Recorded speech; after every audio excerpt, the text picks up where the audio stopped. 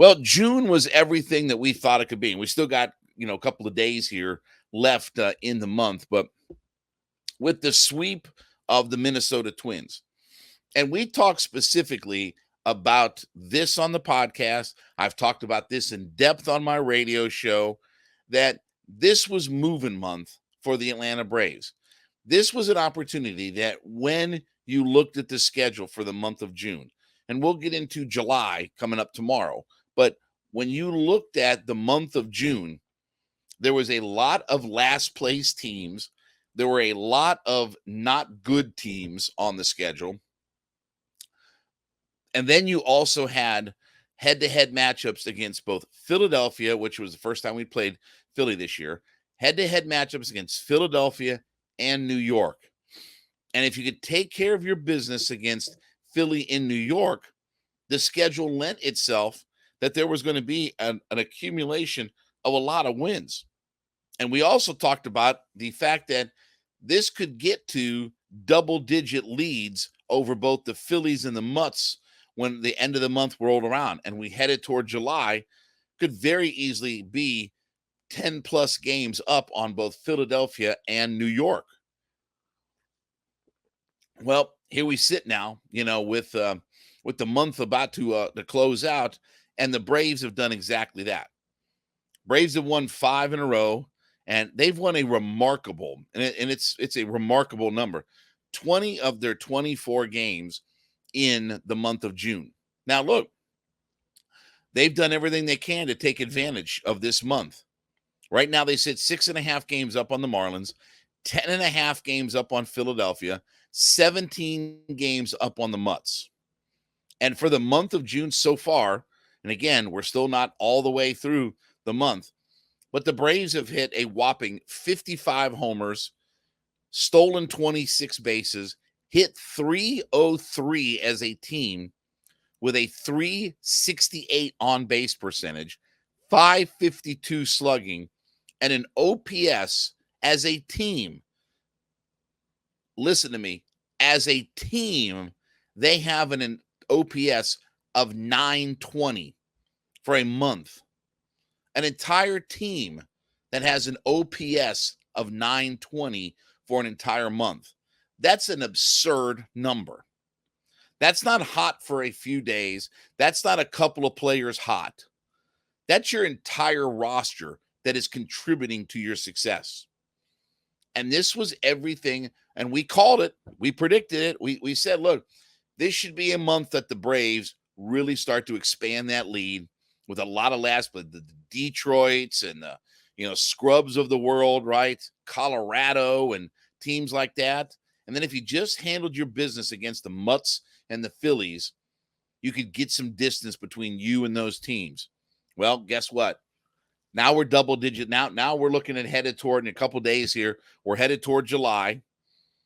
And we're going to be, probably most likely, again, at worst case scenario, we may be 9 games up on Philadelphia. But again, if the Braves handle their business the way that they have against the NL East and they sweep the Marlins, you might be double-digit games over all 3 of the other,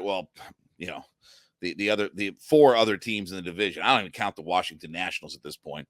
They might, again, the Washington Nationals might as well go back to Montreal. They might as well go back to Montreal and play baseball there. They might as well they should have them and the Oakland A's in a minor league World Series and just roll the dice and let them do something else. Like, let them just play somebody else. But beyond that, there's a definite chance that by the time we get to July, we might have double-digit leads over both the Phillies, Mutts, and the Marlins. And the Marlins are not for real. I mean, they're a nice club, okay? They're a nice club, and they've done some good things. They ain't overtaking the Atlanta Braves. They ain't doing it. And so when we proclaimed that the NL East last Friday was over, it's over. It's over. Now, we'll talk about here in just a minute about the idea of who could be coming back, but the NL East is over. And they haven't obviously clinched yet, okay? So let's not get ahead of ourselves, but they haven't clinched yet. But for all intents and purposes, this divisional race is over. This is not going to be Cinderella story out of nowhere. that the Marlins or the Mets or the Phillies all of a sudden going to rise up. Did you see Steve Cohen yesterday? I thought he was the most honest man in the room. When I was listening to Steve Cohen talk, there were times where I thought, you know what? I wish we'd have had ownership that would have said some of those things. That would have been an honest. Hell, I wish Tony Wrestler would be as honest as what Steve Cohen has been, and give us a snapshot of where we're at. But that's separate discussion for another day or whatever like that. But for all intents and purposes, this division is over. The Mutts know it. The Phillies know it. The Marlins know it as well. Marlins are trying to hang on for a wild card playoff spot, and that's their only goal. I mean, again, hey, great, yay, we're in the playoffs or whatever, yeah, okay. But for all intents and purposes, this divisional race is over. And it's because of what the Braves have done in this month. They took advantage of the bad teams that they played. They feasted on bad pitching. I mean, they feasted. You hit 300 for a month as a team with a 920 OPS. Look, if I have a player that does that for a month, that hits 300 for a month, has a 920 OPS, that player is probably going to help carry this ball club. That was their entire team. That's what's so absurd. And we'll look at, we get to a couple of days from now, we'll look at the halfway point of the season, and we'll look, and, the Braves are obviously on pace to win over 100 games. They've got a lot of guys that are pacing with really high numbers. Ronnie's, having a huge year. Olson's having a huge year. But this entire team, top to bottom, is getting it done. And they've overcome their injury bug. They've overcome injuries to positional players. They've been able to overcome injuries to your pitching staff all the way through. They've been able to overcome everything. No matter what's been thrown at them, they've been able to overcome all of that. So it's been a remarkable month for the Braves.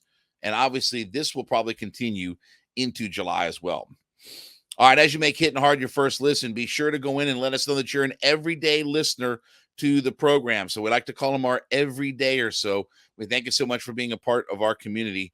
Leave us a comment in whatever podcast platform that you listen to, and let us know that you're an everydayer to the program 5 days a week with us.